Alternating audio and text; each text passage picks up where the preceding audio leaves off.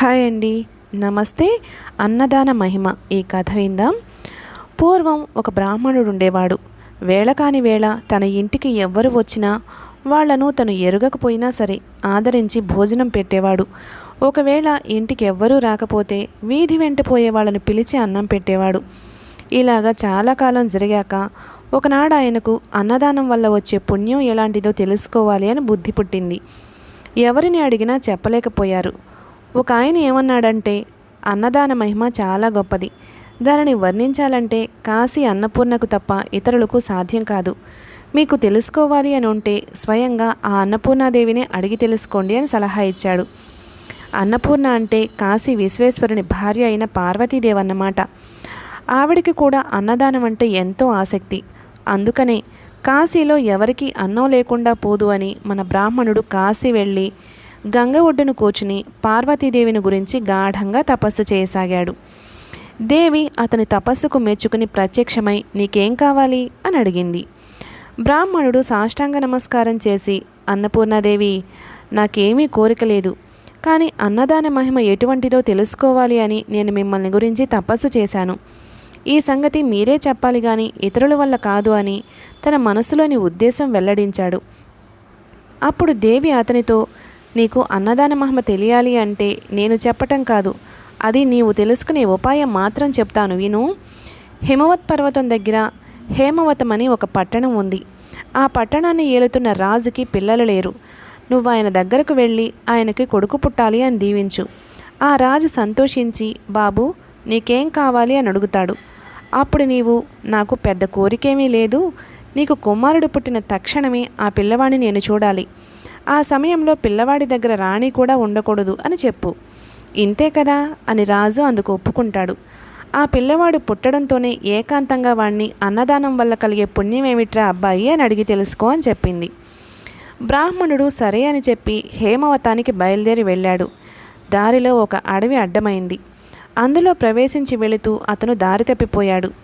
దారి తెలియక తచ్చాడుతుంటే ఆ అడవిలో ఉండే బోయవాడొకడు ఆయన అవస్థ కనిపెట్టి, ఏం బాబు దారి తప్పిపోయినట్లున్నారు, ఏ ఊరు వెళ్ళాలి అని ఆత్రంతో అడిగాడు. హేమవత పర్వతం దగ్గరికి పోవాలి అన్నాడు బ్రాహ్మడు. బాబు దారి తప్పి ఆమడ దూరం వచ్చేశావు, సాయంత్రం అయిపోయింది. పులులు సింహాలు ఉన్న అడవి ఇది, రాత్రి ప్రయాణం చేయకూడదు, పొద్దున్నే దారి చూపిస్తాను, ఈ రాత్రి ఆగిపోండి అన్నాడు బోయవాడు. బ్రాహ్మడు రాత్రికి అక్కడ ఉండిపోవడానికి ఒప్పుకోగానే బోయవాడు ఆయనను తన చేను వద్దకు తీసుకువెళ్ళాడు. చేను దగ్గరకు వెళ్లడంతోనే బోయవాడు తన ఇంటికి అతిథిగా వచ్చిన ఆ బ్రాహ్మణుడికి భోజనం ఏం పెడితే బాగుంటుంది అని ఆలోచించాడు. ఆనపకాయలు, కందికాయలు, పెసరకాయలు కావలసినవన్నీ ఉన్నాయి, కానీ వాటిని ఉడకేసుకోమని ఇవ్వడానికి వాడి వద్ద కొత్త కుండ లేకపోయింది. తమ కుండల్లో ఉడకేసి పెడితే ఆయన తినడు, ఎలాగ మరి అని ఆలోచించాడు.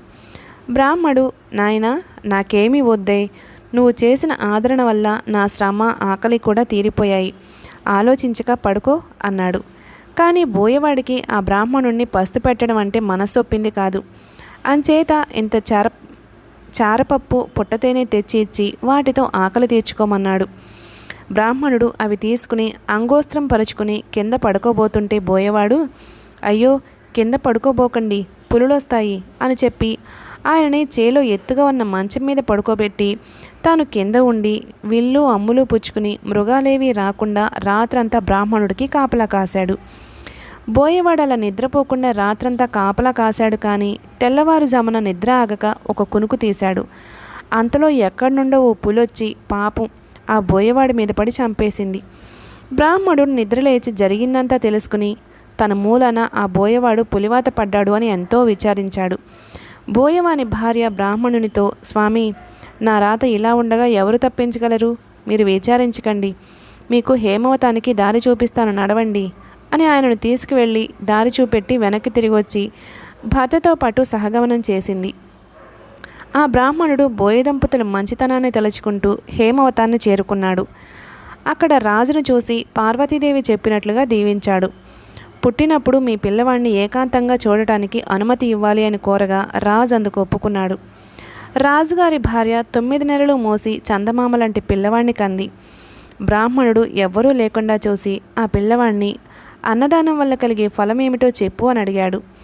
అప్పుడే పుట్టిన శిశువైనప్పటికీ పెద్దవాడికి మళ్ళీ ఆ పిల్లవాడు బ్రాహ్మణుడితో ఇలా అన్నాడు. 10 నెలల క్రితం మీరు ఈ పట్టణానికి వస్తూ అడవిలో దారి తప్పిపోతే మిమ్మల్ని తీసుకువెళ్ళి చారెడు చారపప్పు పుట్టెడు తేనె ఇచ్చిన బోయేవాడిని నేనే సుమండి. ఈ మాత్రపు దానానికే ఈ రాజుగారికి కుమారుణ్ణై పుట్టి రాజ్యం ఏలబోతున్నాను. ఒకనాటి దానానికే ఇంత గొప్ప ఫలం కలిగినప్పుడు నిత్యం అన్నదానం చేసే మహానుభావులకు ఎటువంటి ఫలం కలుగుతుందో మీరే ఊహించుకోండి. ఇలా చెప్పేసి ఆ పిల్లవాడు మరుక్షణంలోనే ఏమీ ఎరుగని పసిపాపలాగా క్వాయ్ క్వాయ్ అంటూ ఏడవటం ఆరంభించాడు. బ్రాహ్మణుడు చాలా ఆశ్చర్యపడి తన ఊరు తిరిగి వచ్చి జరిగిందంతా భార్యతో చెప్పాడు. ఆ దంపతులు అప్పటి నుండి విడవకుండా అన్నదానం చేస్తూ ధనధాన్య సమృద్ధి, పుత్ర పౌత్రాభివృద్ధి కలిగి సుఖంగా ఉంటున్నారు. అయిపోయిందండి కథ. ఈ కథ 1949 ఆగస్టు నెల చందమామ మాసపత్రికలో ప్రచురించబడింది. మన ఛానల్ని సబ్స్క్రైబ్ చేసుకోవడం మర్చిపోకండి. Thank you.